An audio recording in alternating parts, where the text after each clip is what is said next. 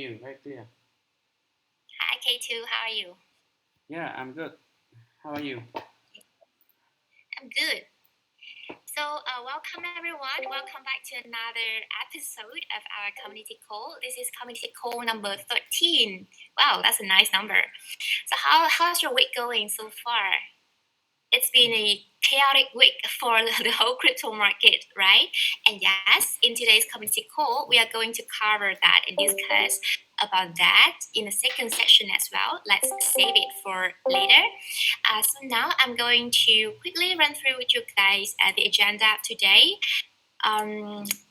Let's share my screen.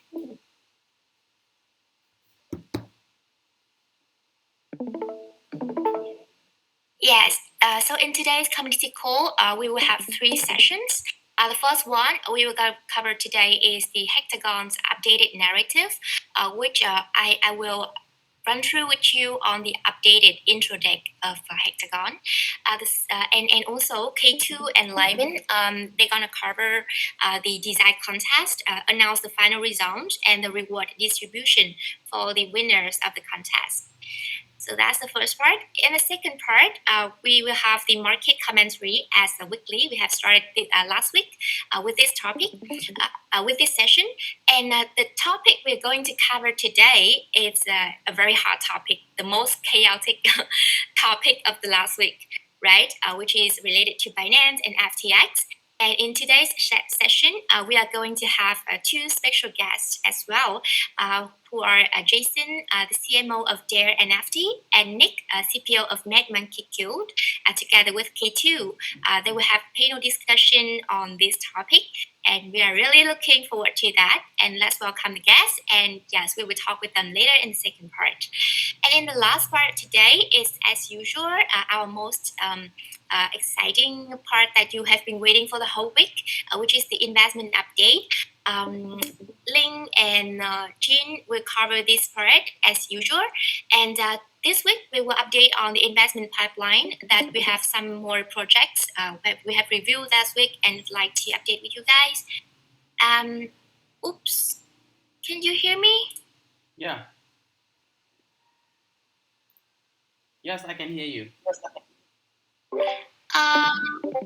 Why many people say that they can't hear you? They can't hear me. Oh, Jason and Nick, can you hear me? Can you K2 and Santi? You can still hear me, right? Can you guys check again? Thank you, Sean. Yes, can Nick and Jason? Can you please check again on your? can you hear me now? Yes, I can hear you. You can hear me also, right? Yeah, I think there's something wrong with your. Santi, can you help them with the technical? I think something wrong with Jason and Nick. Yeah, so let's continue. So in the last part is the investment update. We will update with you guys on the three projects that we have reviewed it, this week. And also, we would like to update a little bit on Fancy and their upcoming milestone. So, are you ready for the first session today, the updated narrative of Hectagon? Is the volume and hearing okay with everyone? If yes, I'm going to start.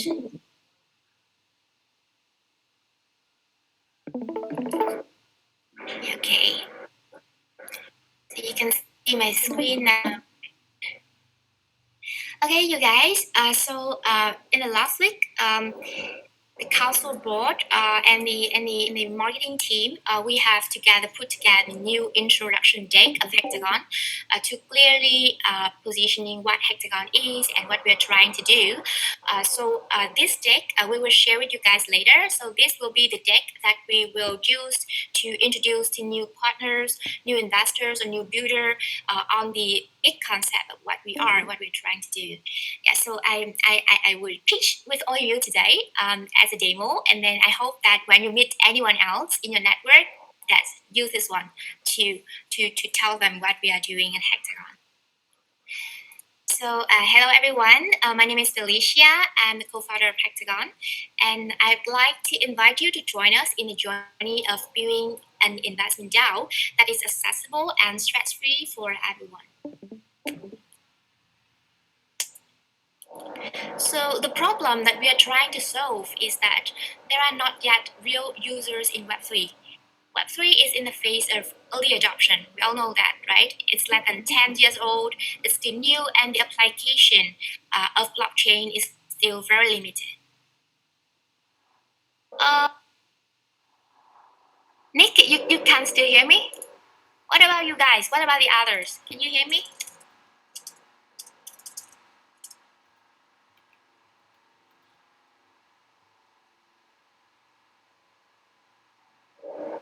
I don't know what's wrong. Yes, okay, sorry, Nick. I think you should leave and then try again. I should continue with my presentation.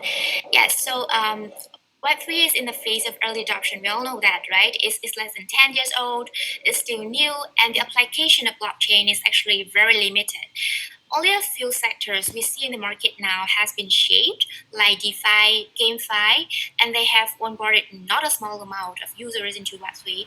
But the number of use cases and user friendliness in Web3 is still not yet satisfied the mass users. That's why most of the Web3 citizens now are not users, not end users, but builders like us, investors, speculators, and traders.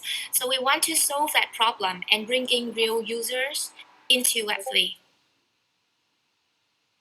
And the market for Web3 is only big enough for healthy competition and motivate the born of industry makers like Axie Infinity with GameFi, right? When the next 1 billion users are onboarded into the space. So Hectagon DAO is founded with the mission to onboard the next billion users to Web3 through the power of investing. We are an investment DAO and a DAO platform for DAO setup and DAO management. We are a diverse collective of over 1,000 investors, builders, and contributors with the backgrounds you can see on the screen here: Scamavis, SoftBank, SoundScan, Citigroup, Yahoo, Harvard, etc. And our secret sauce consists of three main components. First, community ownership. Second, zero barrier of entry to invest. And third, easy to use the app. One of the big missions of our community is educating retail investors on the future of Web3 and long-term value investments. So with the community ownership, we can incentivize our DAO contributors, as many of you guys here, to conduct organic content and share it to their network. We altogether produce 1,000 tweets about Hectagon monthly, bringing more than 20,000 mentions and more than 200,000 organic impressions to Hectagon socials monthly. So amazingly, just by the power of the community, we got the equal effects when we compare the marketing effect. So if we pay like $50,000 marketing fee to KOLs. And the second selling point of us is the zero barrier of entry. The zero barrier of entry to start investment and easy to use the app are also our unique selling points to compare with other investment DAOs in the market now. That's also what brings us the stickiness of our investors. More than 60% of our members are using mobile more often. So we really pay attention to mobile-friendly version as well. As you can see here, investors can track our own access value, profit and loss in the investments, and also exercise their governance power right in the palm of their hands. So with all of these in hand, we are currently having more than 3,000 retail investors to date. One third of them are holders, and they use the apps every 1 to 2 days.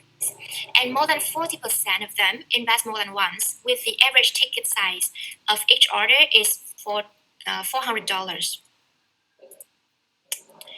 And as a DAO, we gather together, we educate retail investors, find exceptional builders, and invest. And we are growing rapidly. We have 40,000 subscribers in total across on channels. More than 1,000 of them has engaged with us as DAO contributors. Many of you are sitting here as well, and 1/5 of them are daily active. Altogether, our DAO members have a collective experience in more than 6 billion US dollar assets under management and have invested in nearly 15 unicorns. Our 400 investments we have made in both Web 2 and Web 3 in our experience. And in terms of investment progress, we launched our first one 2 months ago with 2 million assets in treasury. And until now, we are reviewing more than 260 projects in our pipeline, including co-investment opportunities with Binance, KuCoin, Ton Network, DAOmaker, CD5, Podcast Starter, etc. And we have made 2 investments and reviewing some others in the final round as well. So if we put this traction into perspective, oops, something wrong with my slide. Can I?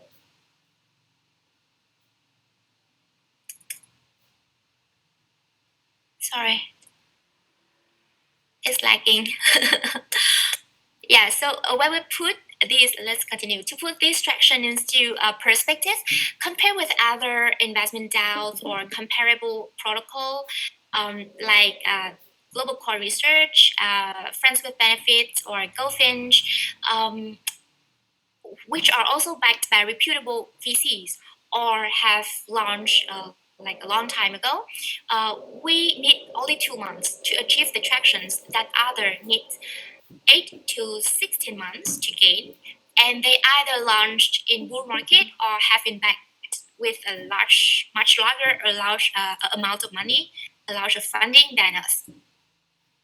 And in comparison with other 5,000 DAOs in the world, while we are the newest investment DAO, with $2 million US dollar in treasury, in terms of treasury size and number of active holders, we are ranked number 7 in investment DAO and number 104 in global DAOs across all sectors. And with all of that efforts,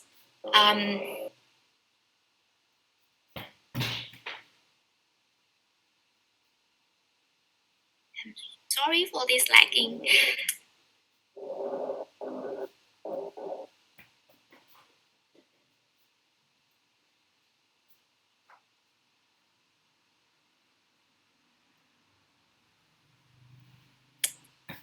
Yes, and oof. And with all of that efforts, our efforts and unique selling proposition have been recognized on top ranking boards like PancakeSwap, Pinksail, Dextune, top media outlets like Cointelegraph, Yahoo, Coinpedia, and we also been invited as speaker or judge in events like events hosted by Binance, Solana, and Alibaba as well. And with all that momentum in hand, we are raising $2 million to accelerate our growth and become the number 2 investment DAO and number 1 holistic DAO platform in the next 18 months. The uses of the thing as well. So let me share a little bit more on how our model works. It's very simple. Hectagon DAO, it consists of 3 components. Oops, I seen something wrong with this slide, but yeah, it has 3 components here. The DAO operation system, the community treasury, and the technology platform.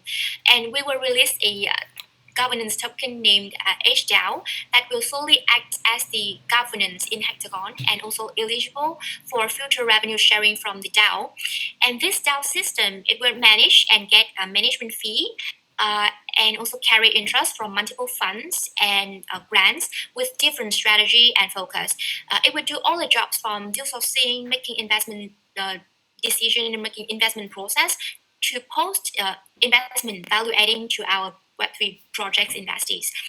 We just launched the first fund tokens 2 months ago, named Hecta, and that will be the case study for us to launch our next funds with different strategy and focus, and work with other fund managers as well to launch their own fund on our platform and working with our DAO contributors.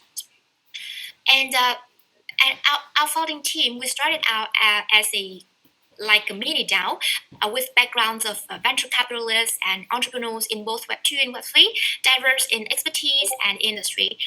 We have built a 2 million paid users product before, ran a 10 million audience media channels, invested in more than 100 projects.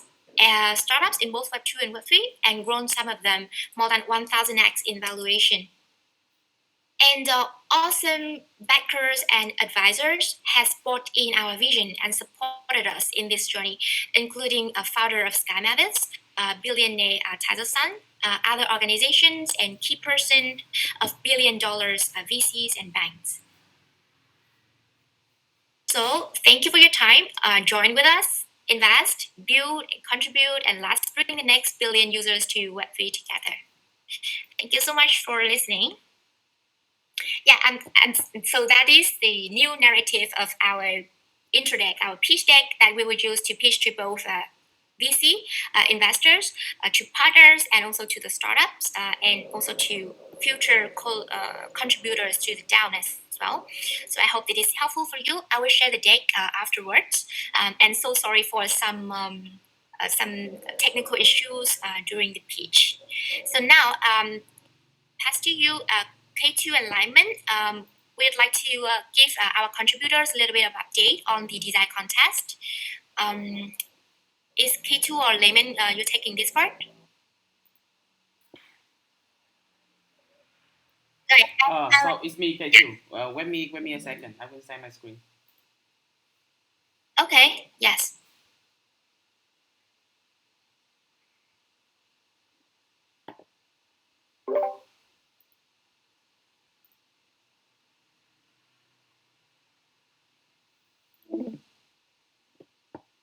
Okay. So I want to continue where Felicia. I think I want to continue where Felicia just left off, and I show you guys the I think a more of a better view of the narratives. So as you can see here, Felicia already stated that we are going to open a new fund, and it's not going to only hackathons to meet the run the new fund, but we also build tools for others to build fund as well. So let's have a pick on that. So what we are going to do is that we are going to let other people to create their own DAO, things like investment club, like real life venture, social DAO, or even to manage grants. So many things like that. So we are going to release the app so people can create their own DAO. They can state the mission here. For example, here someone can create the investment DAO, state the investment thesis, the avatar, the banner, the fund description, and then they can also set up their treasury. They can set up their own treasury, like the treasury owners, like how many owners you are going to have, and what is the consensus requirement. Let's say you have 3 owners, so how many people to agree on every treasury spending. We also let people to configure different things, like let's say this is an investment DAO, so you can configure how many tokens you want to sell, like the price you want to sell the token to raise the treasury, and the name and other things. Besides token, we are going to let other DAO to build a social DAO on Hectagon. So social DAO, you can create a collection. Like there's no code plus this is no code. This require you no coding skill at all. You can use this and you can create your own collection, and you can airdrop the collection to your members, so that you can create social DAO for your friends. I don't know, to hang out, to create your own activities, and maybe you can do something together. Just like here, I make a very funny story about people who want to get together to drink beer in different places on earth, things like that. So basically, the next thing Hectagon is going to do is that we will let people to create a DAO like this, and after you create a DAO, then we bring the other people option to when you create a DAO, and other people buy your token and join the DAO. So you can provide them the platform and software like this. So let's say someone buy the token from the DAO, and they will have a interface like this. They can explore other DAO if they want. and they can see the performance of the DAO they already joined investment DAO, and they can vote for proposal in the DAO. They can also explore that if other DAO they have any bounties. Here you can see that you can let other people option to discover if like there's any bounty from this DAO or another DAOs, and they can have kind of social proof in here. So basically the concept of Hectagon in the next few months is going to be let's say we are DAO verse or something. Yeah, and to the contest, I think we already have four people who contribute to the contest, and they win. All these four people will receive a reward in the coming days. And thank you very much for joining the contest. And I think we still have a lot to design. So please DM either me or Lyman. Lyman, you can say hi. Lyman, you can say hi in the chat. So just either DM me K2 or Lyman for more chance to work with us on the design. Yeah, I think that's pretty everything, Felicia. Thank you, K2. Yeah, the new mockup for the DAO platform looks really great. This is actually my first time looking at it as well. So really looking forward to the upcoming update on the product on this side. So now let's move on to the next session, the market commentary. And yes, today we're going to cover the topic, very hot topic this week on Binance and FTX. So let's welcome on the stage Nick, our host of today, the CPO of Make Monkey Guild, our DAO contributor, and our two guests, Jason, CMO of DareNFT, and K2 will be on the panel discussion on this topic today. So, everyone, are you ready? Yeah, I'm ready. Yes, Nick and Jason. Maybe we can start first about on a little bit of introduction about Jason. Can you introduce yourself a little bit? Nick has been familiar with our community since the last call. Hello, hi Nick. Jason, I think you're still on mute. Can you unmute yourself?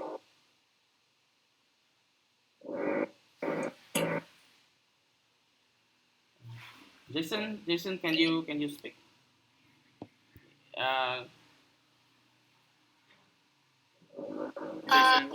Nick is already unmute, right? Yes. Yeah. Yes, Jason. Wait a second for Jason. Yep.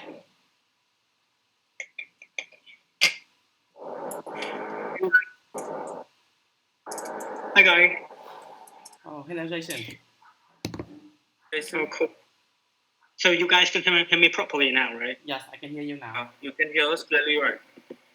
Right. Okay. I still can't hear Jason. Hello? Yeah. Can you hear me properly? Yeah, I can hear you, Jason. Really? I can't hear him. Felicia, I think you can look out and look in again, like. Oh, okay. Yeah. Yeah. Just now. Yes. Okay. So. Yes. Please start, Nick. Yeah. Okay. Okay. It's our pleasure to have Jason here today to discuss with us regarding the hot topic like Binance, CZs, and versus FTX, some Binance Fry. And Jason, please share us some information about you. Jason?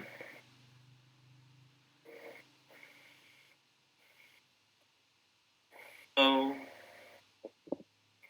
Hi guys. So, guys, can you guys hear me properly now? Yes, we can hear you. Hello, Jason. Right. So I tried to access to the call via my laptop, but it didn't work. So I'll try the call with my phone. So I'm not sure that I can share the screen now, but yeah, just a quick introduction about myself. So I've been in a space in 2017. Started with the position of columnist writing about crypto and blockchain back in 2017, and then after leaving the media, I joined the product company in the blockchain and crypto. And now I am the CMO of DareNFT. So we are building a NFT 2.0 protocol for MetaFi projects, including GameFi, Certified Metaverse. And I'm also running my own community named Space Crypto Ventures. So we basically build community, we make content, and we invest in projects. So if you guys have time, you guys just check out the project entry and also join our community group chat Space Crypto Ventures on Telegram. Thank you guys very much. So, okay, thanks, Jason. So, a pleasure to have you here today, and let me have a recap about the war between CZ and bank and some bank mainframe, and we can start to discuss regarding the war. Okay, let me try to share my uh, screen.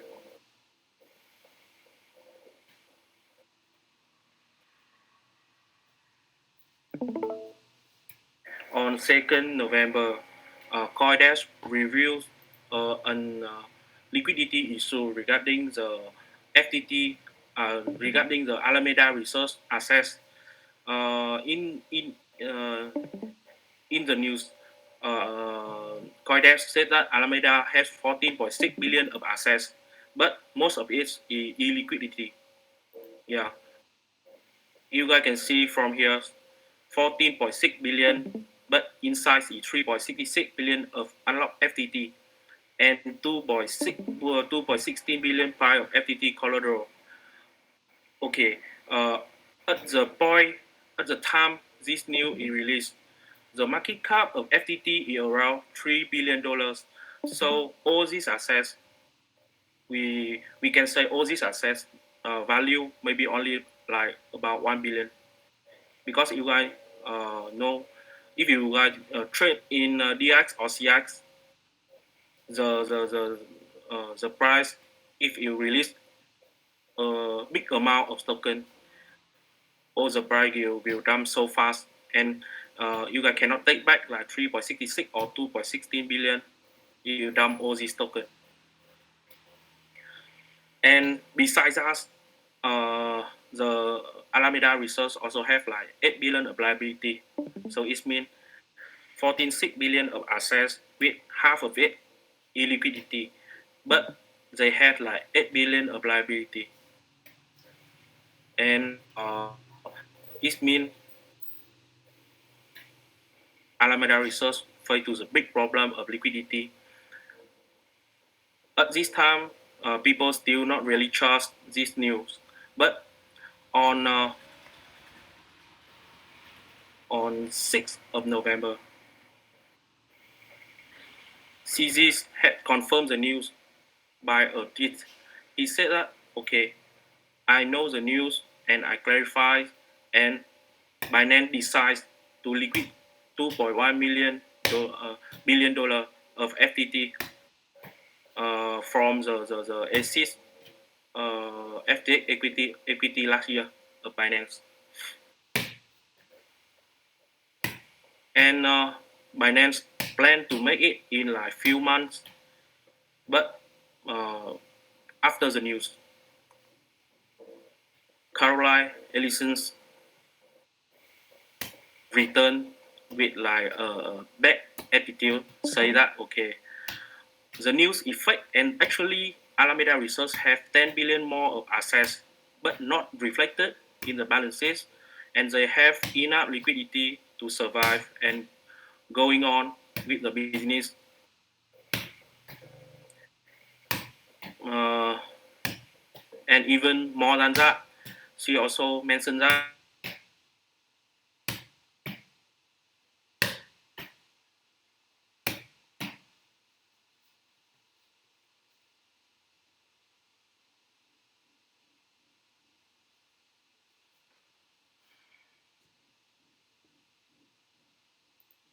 Oh, I cannot hear you, Nick. Are you? Oh.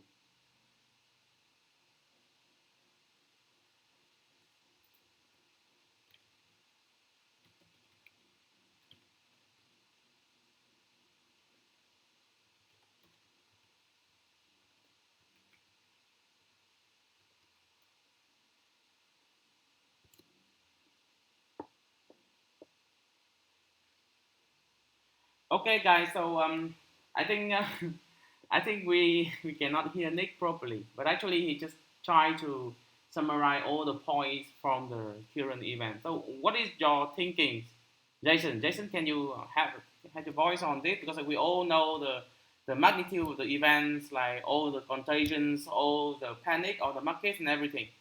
So can you have a voice on this? Like, what do you think on this event? Can you Yeah. survive? Yeah. So can you guys hear me? Yes, I can hear you. Yeah, it's actually a mix of many feelings. So I've been in this space since 2017, and this is the first time like seeing such insane event like that. So like you know so just like quick recap of what happened. So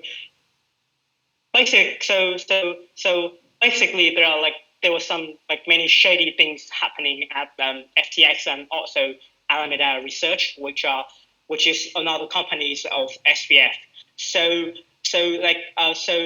the rumors were started like a few weeks ago about the FTX insolvency, but then it was all accelerated from the CZ tweet, right? So he said that he will sell all the FTT token because they were doubting many problem at SPF, and then from that point many shady things at SPF was released. So we know that.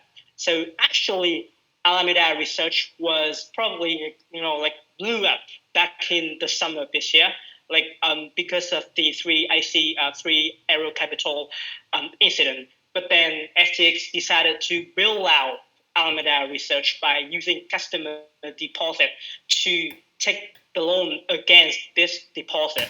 And then when the market is in red, so they now have the big debt.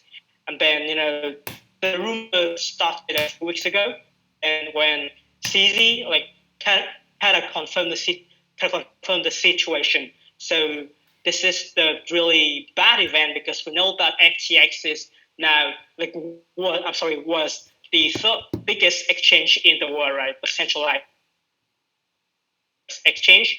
But then, and we also know that Sam was a legendary investor. So they grew from kind of nothing to a billionaire just in 2 years, kind of the iconic symbol of this industry. But then they just went from a billionaire to be a guy with the more than $600 million debt. So it's just it's for me. I couldn't believe that SPF could just could be blew up, because okay, so the thing is that it's just a problem of the guy with the really big ego, and then they get really rich after the bull run, and then they didn't manage his risk properly. And it's really kind of surprised me, and things was so insane. And the thing is that for the consequences that we could get after this situation, I think it could be bad, because so the list of investing in SPF. So we have many names, not just some small names, but also we have, let's say, BlackRock. We have okay, let me check that out. Let me check them out. So we have So we have BlackRock, we have Secure, we have Prodium, we have Circle, and we have many guys. So they now confront maybe a small or big loss from the Alameda Research and FTX blowing up. And the second problem that I see is that, so in the most recent kind of letter from SPF yesterday, so he basically said two important things. The first thing is that he's trying to raise more funds to help making whole of customer deposit in SPF. And the second thing is that Alameda Research will stop kind of the market making. And we know that Alameda Research is one of the biggest market makers in the crypto world. So when they stop doing this, it means that we will see the problem with the small token, with the small cap token.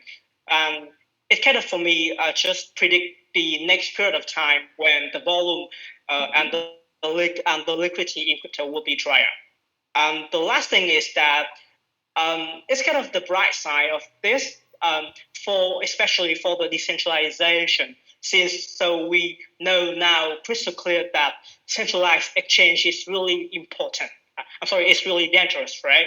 Even with the biggest guy like FTX, like we as a retail investors, we shouldn't believe in any words from any guy. So code is law, and DeFi would be.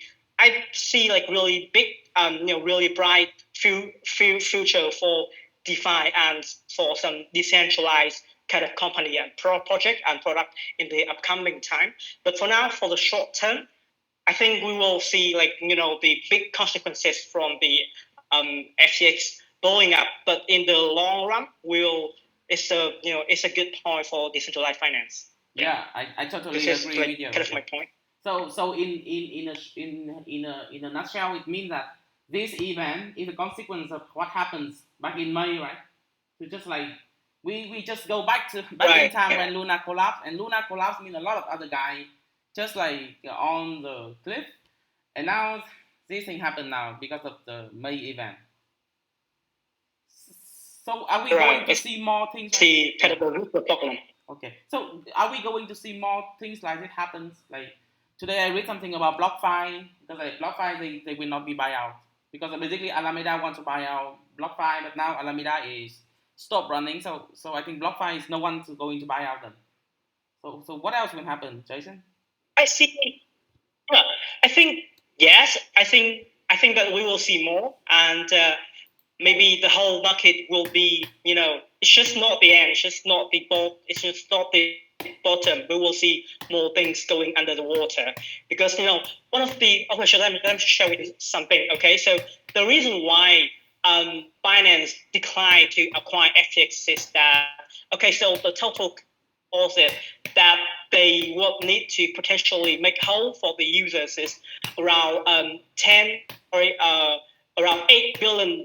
But yeah, it's a big number, but it's a small number for CZ. But still, why CZ declined to acquire FTX? Because just not just a customer deposit, but they will need to take the ship, clean the ship, not just from customer deposit, but also let's say the liability and the legal issues, many legal issues that SPX and SAM and Alameda research that are coming. So Sam is trying to approaching many exchanges, some guys who raise funds, but I'm not sure that he can get he can get what he wants, because not just $8 billion, but also some other thing as well. And we are seeing many more guys to be taken to the line. That they got the exposure to the SPF and FTX collapse. So yeah, today we have BlockFi, right? A few days ago we have Amber Group. They lost $3 billion, and we also have the rumors that Paradigm, they also lost $500 million. So if today, only just 2 days after the incident, right? So I think we will see more guys saying that, so we are getting fucked up by this Sam guy. Yeah. So and I'm not sure that Sam can raise the funds. So I think the consequence could be much severe. So what did you think about the move? Justin Sun support TRX, and we heard something about AVAX do something on FTX. It's just can they have Justin can he step in and have something? Or it just it's a fake smoke so we don't see the real thing? What do you think? Right. So I have some friends, so they also have the funds locked in FTX, and it seems there are some withdrawal can go through on FTX, but it seems not all the funds can can be withdrawn at the moment. So this is what I am observing. Like it seems like maybe it's just like a really small amount of all the funds in FTX can be withdrawn via the Tron and X token. And the thing is that customer, making whole the customer deposit is not the whole thing, right? But there are many things following. Not to mention that the total customer deposit is reportedly $8 billion. It's such a boat, and I will I think that I need to see more numbers from let's say how many funds exactly that have been withdrawn from FTX via TRX way. Yeah. So it's kind of hard to answer at the moment. Okay, thank you very much, Jason. So I want to sum up before we move to the next section. Actually, this is a very interesting topic. I think we can talk for another hour, but please don't do that. The investment team is waiting. So just want to sum up to you guys that this event today is actually it's nothing new. It's something just go on since May, and now just like they cannot hold it anymore, and it just boost. So everything is just like the continual of May event, but it's going to get worse. And the valuation of the market is going down like many times more, and we see more scandals. However, as they said, this event showed that the decentralized, we really need decentralized. We really need DAO, we really need decentralized exchange, we really need people to make decisions together, not like give some guys with a really like God mode powers. And so we should not do that. And decentralized matters. So actually it gives a very like bright future ahead, but I think it's very far away. But right now it's going to be worse. So I think we have to be very careful with our money right now. And so Felicia, back to you. Thank you, Jason, very much. Thank you. Yeah, no worries. Thanks for having me. Thank you, Jason. Thank you, K2. I think that is very, very helpful discussion session for everyone to get a recap and also insightful outside information related to this incident as well. So if you are interested in chatting more with Jason, Jason, I think you can drop your Twitter account here. And if you guys interested to chat more with him, you can follow him and yes, chat more with him. Thank you for coming today, Jason. So let's move on to the last session of today, the investment update. So in today, Ling and Jin, they are going to cover 3 projects that is currently in our investment pipeline that we just reviewed last week. Ream Hunter, Chillville, Court of Anthony. As far as I know, 3 of them are all GameFi projects, as I remember. And lastly, they also update on one of our investee, Fancy, on their public sales and the progress on DX listing and CX listing as well. So pass to you, Ling and Jin. Are you ready? Hi, Felicia. Hi, Ling. Hey. Yeah, let me just share my screen here.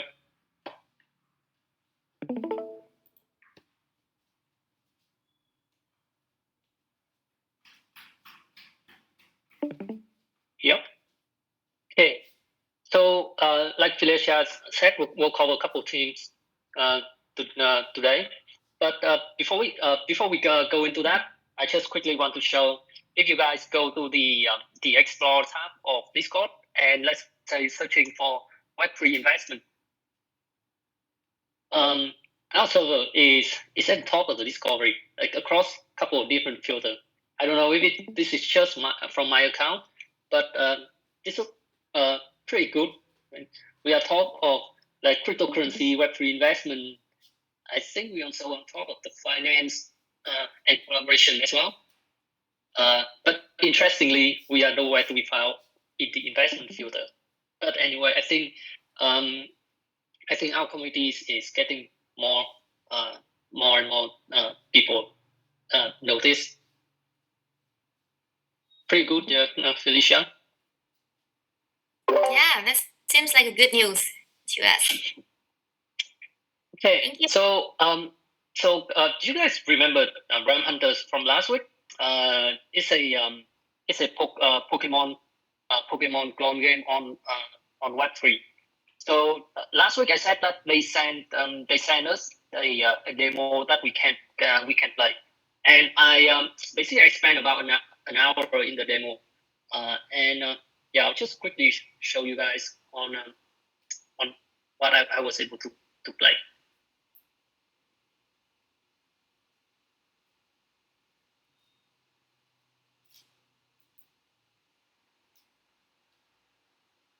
Yeah, it's pretty good song, right? So when you log into the game, basically you can they drop you into a map where you can choose different world to come in, and yeah, let's say if we go into the starting area, like things look like this.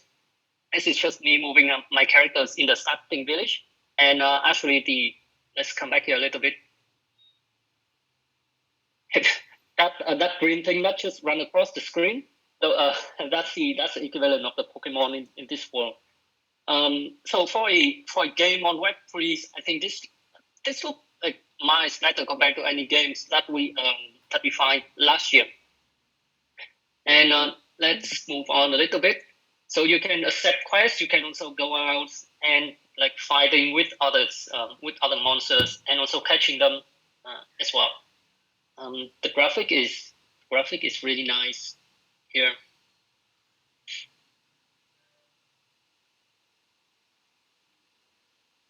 On the left hand side, you can see basically you can also choose to attack, use your items, or wait the turns, or changing your monsters. Anyway, so very similar to the game.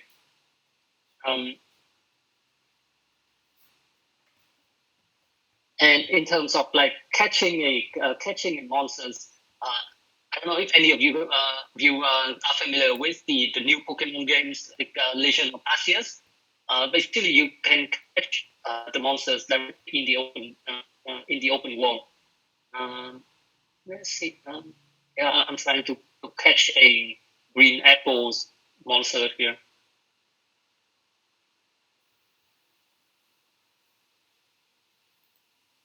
Wow, the game quality is really, really good. Yeah, I know, right? Compared to a lot of the game that I find last year, this is way better.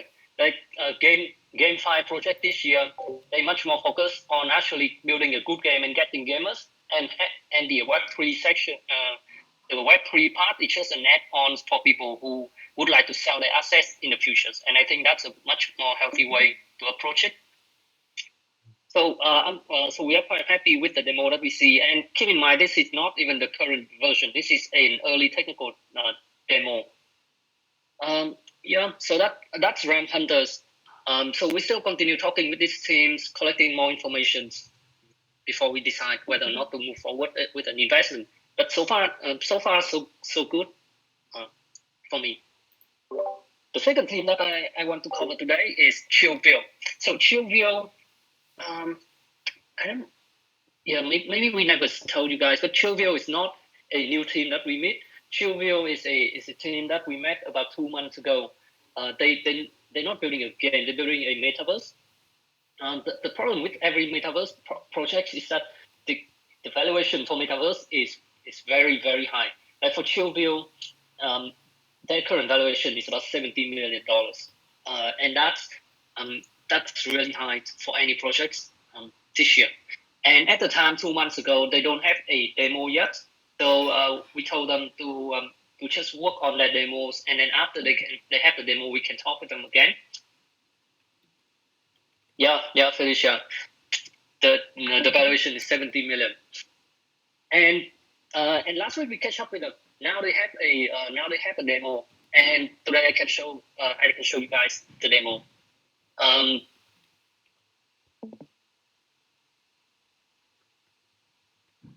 So this is how their metaverse is going to look like.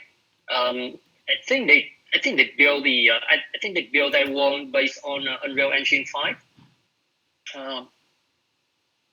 So compared to all other available metaverse, this one graphic looks much better, even compared to the Facebook metaverse as well.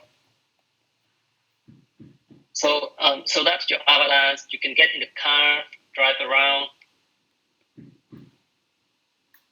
Yeah.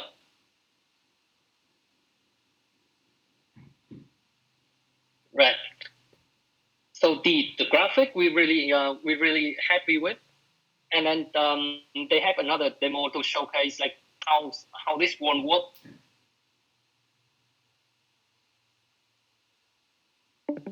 So essentially, like the building that you see in the city, some of it is actually a land that you can build on, and people can go in there, build your own buildings, and have other people visit your buildings and do some workings, buying things.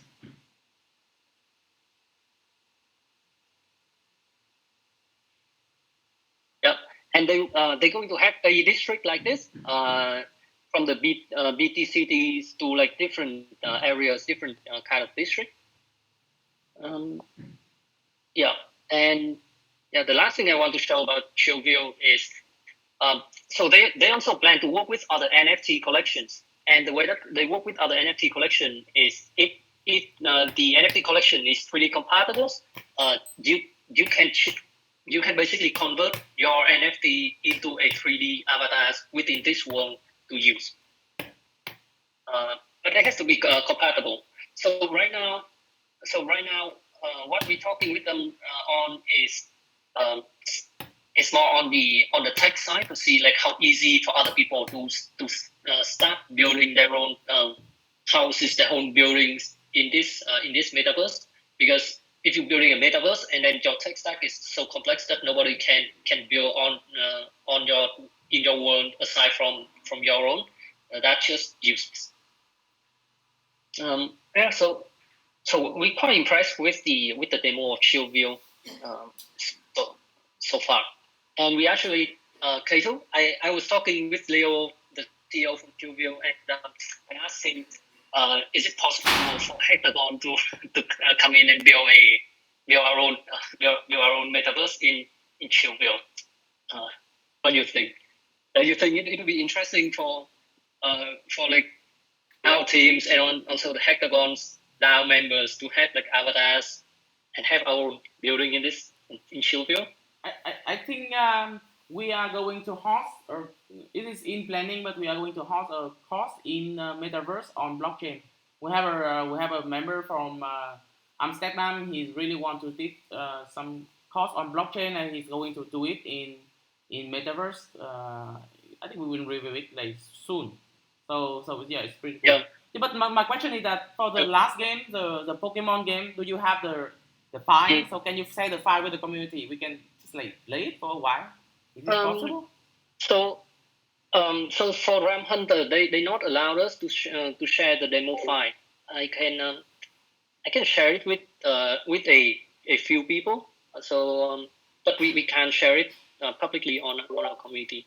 Okay, so just like everyone who interested, just have a private talk with you, then you can do it, right? Yeah. That yeah, we can still check the Hectagon chat channel, right? So just leave a text there. Yeah. Okay, that's cool. Okay. One last thing about Chillview. So there's a demo coming up around December this year to January next year, and they will open the demo for projects that want to come in and try building some things in their metaverse. And I was talking to Leo and I said to him that Hectagon will also interested in coming into their metaverse and building something. So I don't know if in terms of technology that is something that we can do, Kato.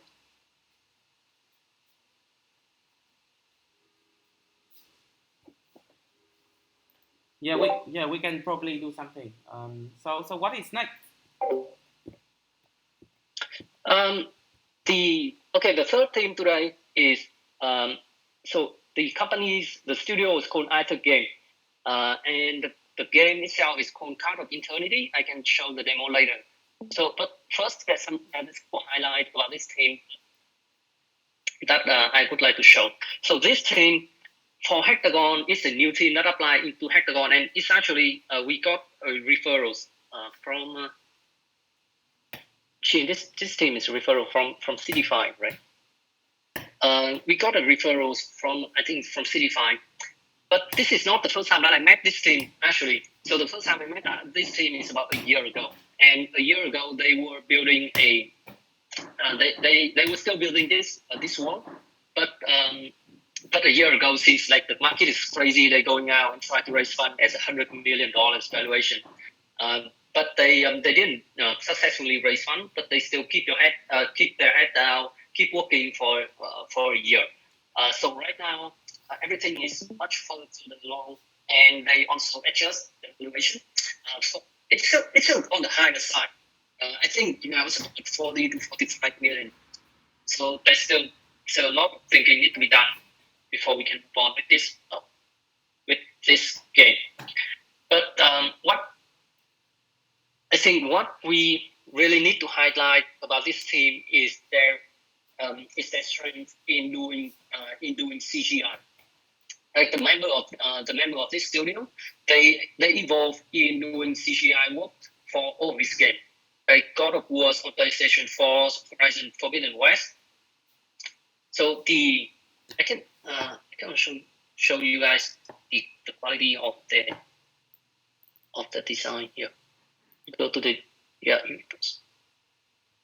can see all these avatars that because they're not just building a game similar to Realm Hunters, they're also trying to build a world. So in the past year, they spent all their time designing, I think, more than 100 characters like this with extensive lore behind them, so that they can based on these characters they can release different games. But also most impressively is they're also planning to release a cinematic series as well. And currently they are talking with Netflix and Disney Plus to see like if any of them will pick up this IP for a series. Right. So what you can do with this game is there's an app on Apple Store and Google Play Store called Gate of Eternities. It's not a game. It's just an AR view of the models that they have designed. But the first game that they released is a TCG game. It's a trading card game. From the first look, everything looks very similar to Hearthstone, but with some twist built in.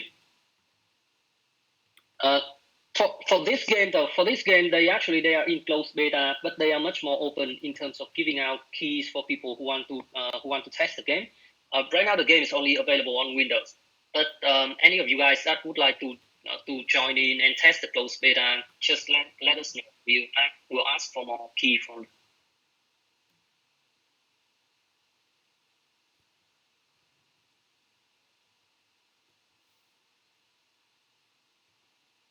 Yeah, so if anyone not familiar with TCG game, you go through all the normal stuff. You have the mulligan active in the beginning. You have your hands. You have your like play point system. You have a timer. You have you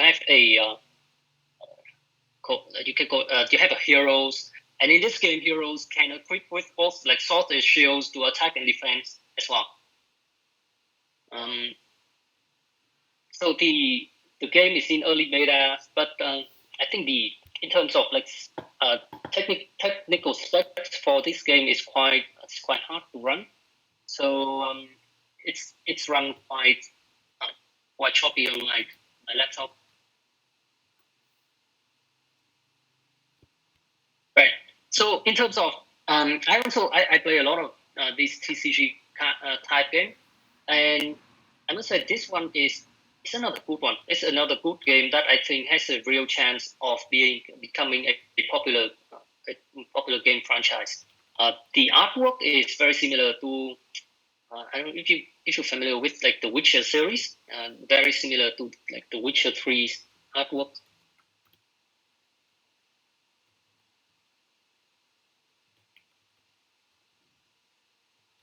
So Yeah, so I just want to briefly show the demos for the project that we are interested in at the moment. So those are the 3 projects that we are looking at. Now come to Fancy. So Fancy is a project that we're already investing in, and also some of our committee members also participate in making direct investment in them. And recently we asked Fancy for an update. So this is what they achieved in October in 2022. So the team, the current team has about 25 people, and they start expanding into Asia's areas to find more clubs from Asia. And also they're doing quite a good job in onboarding customers onto their beta product as well. 12 club sites, 16 other MOUs that already signed. Yeah, 1 league, 1 federations. Yeah, look at the numbers, quite a lot. Yeah, and the product is online. It's probably not going to be relevant for most of us unless we follow some of these football club. But the product is live, and there's, I think, okay, this one, I think from all the metric, this metric is most impressive for me. So overall club social audience to sign up to the platform is 2.9%. The percentage of people taking one challenge is 0.75, and the percentage of people taking like multiple challenge is about like 0.4%. So what does this number mean? So if let's say if a club got like 1 million subscribers on social media, about 77,000 users up on Fancy, on the club page on Fancy, and this 2.9% might look small, but I think it's a really good, positive and good start. Given that people will need, like for the people who are not familiar with Web3, they will need to create a wallet, go through all the process of familiarize themselves with Web3 to be able to connect to the Fancy platform. So this connection metric, I think, is really encouraging. Regarding the IDO, so the end of September to the beginning of October, they did the IDO on Tanstatus, and yeah, they report that the IDO is 20 times oversubscribed.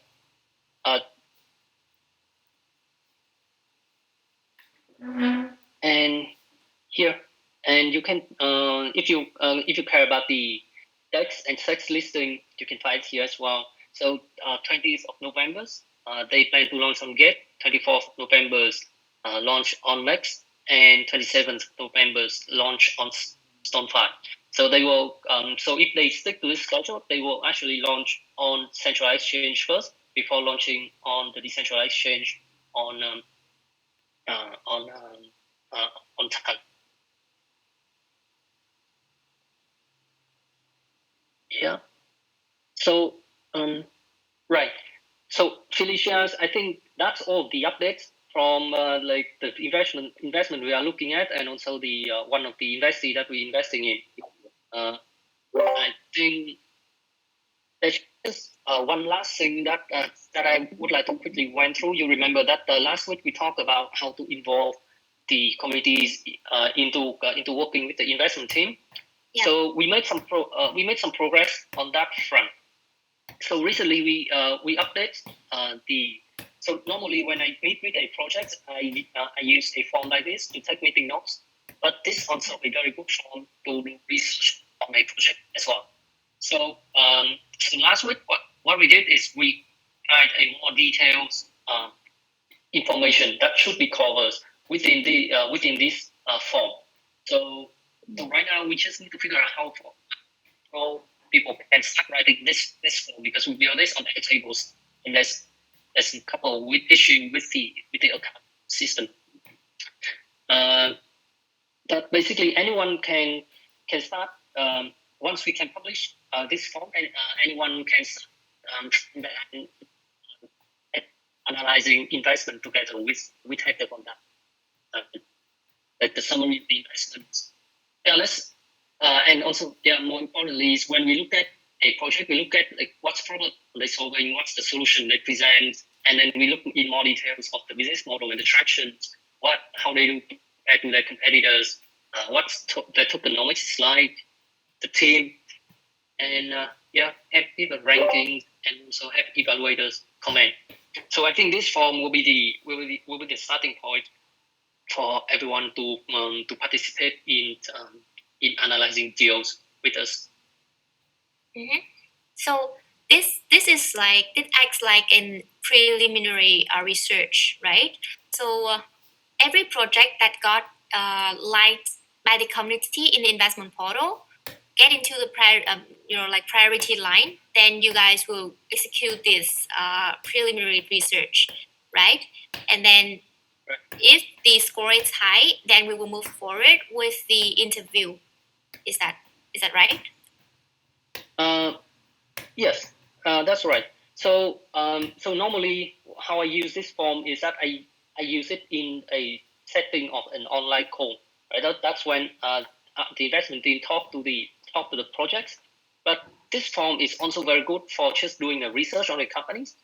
Because basically you can just read through the websites and then fill in the answers here, because all this information in this box is what going into the investment memo in the futures, and also breaking things down into different aspects of a project like this help your thinking become clearer in terms of like whether the project is good or not. I can actually, let's see, there's there might be some example I can show you.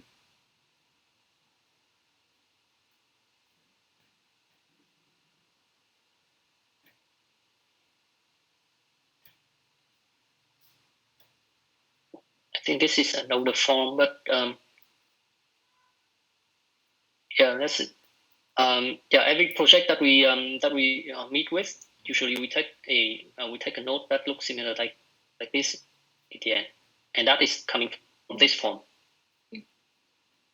Yeah, okay. I think that this is very helpful. And I also heard from Jin that we got a lot of applications into this bounty program. So the way that we engage DAO contributors into this research process is that it will be like bounty, right? And we will pay, we will reward their contribution based on each paper of research that they can conduct. I really hope that hopefully next week we can onboard 4 to 5 new researchers into our DAO investment team to join us and review our huge pipeline that is coming into our investment portal. So thank you, Ling, for the update today. I think it's very helpful to see good tractions of our investee fancy, as well as your update on the leftover last week on the 3 teams that we are reviewing. Very good update on the demo of the games and the metaverse as well. So thank you, Ling, for the update. And I think that's pretty much wrap up our community call this week, number 13. Thank you guys so much for joining. Thank you our guests, especially Jason, for sharing your thoughts in our community call today. And I hope we stay in touch. Thank you so much, and we will see you next week. Goodbye. Bye, guys. Goodbye. Thank you very much.